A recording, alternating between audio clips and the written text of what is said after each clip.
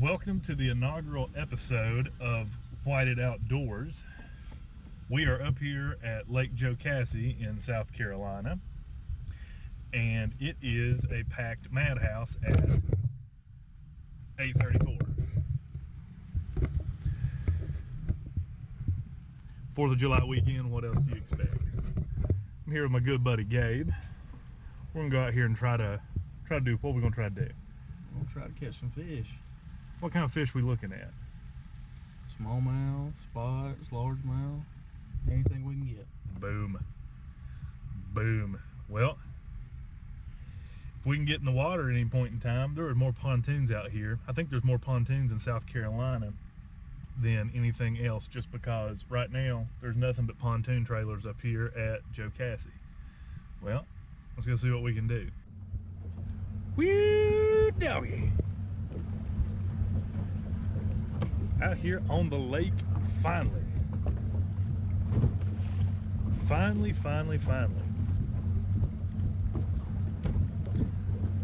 Took us long enough, but we are here.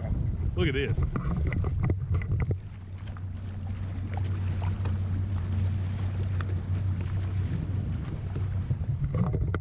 Absolutely beautiful. Absolutely beautiful.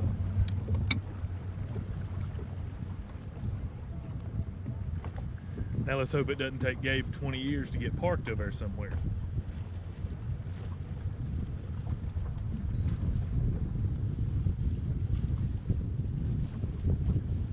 It is really pretty out here.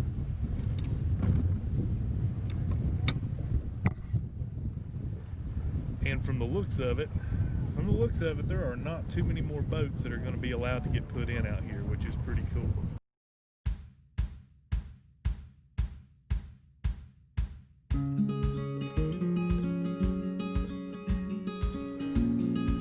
Alright you guys, so I'll be the first one to tell you that I by no means am any sort of expert. I just love fishing, and hey, I give it my best shot every time. Right here, me and Gabe, we found some rock ledges that stick out, and basically we're throwing some finesse techniques, drop shots, shaky heads, wacky rigs, different stuff like that. We're just basically flipping those, trying to get a bite.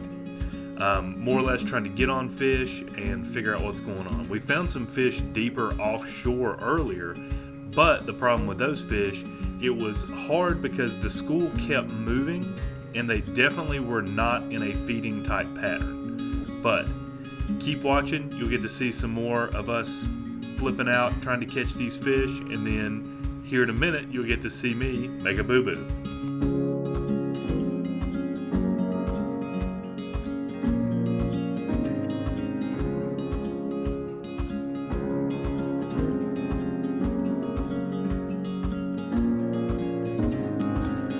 So really cool guys were up here at this next dock, and they basically were as nice as could be.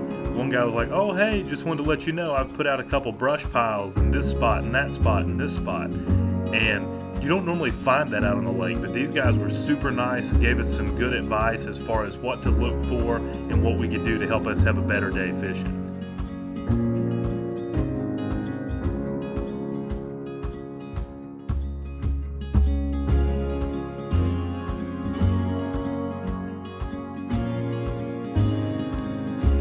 Craziest thing about Lake Jocassee is just how insanely clear the water is. So right here we're probably about 10 feet of water, and you can clearly see the bottom very easily.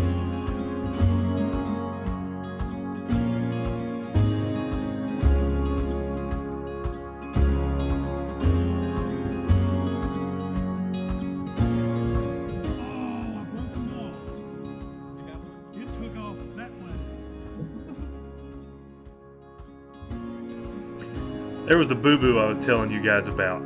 I was not paying attention. I flipped in right near a little brush pile with a wacky rig. It fell to the bottom, and the guy asked me a question. I answered. Next thing I knew, wham, fish had it, took off, and I set the hook way too hard and broke him right off.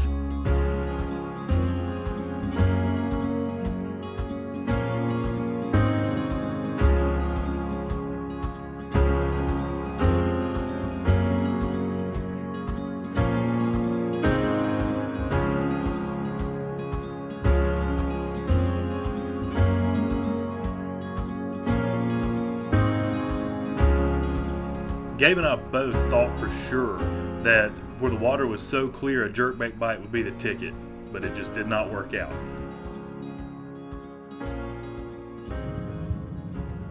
Alright guys, we got number 2 for me. Aaron's still got a little goose egg going on, but Well, it was long and hot, and it was actually a really tough day out there, but it was still a lot of fun. Gabe, what do you think? What do you think our deal was? I think we had a hard time really just locating the fish, trying to find a good pattern. And it was really hot, bluebird skies, no wind, so not the best conditions. I think most of the fish were on gradual slope banks, not those steep drop-offs, which is Turn left onto South Carolina 11 North. Which is a lot of Lake Jocassee, so a lot of steep drop-off banks. Well, the one fish that you ended up catching, it come off of a dock. Yeah, one off the dock. How many docks are on Lake Jocassee? That makes it hard when you think you find a dock bite and there's 4 total docks on the daggone lake. But hey, you win some, you lose some. We'll get back out there and tear them up again. Definitely finesse for Lake Jocassee. Well, thank you guys very much for tuning in.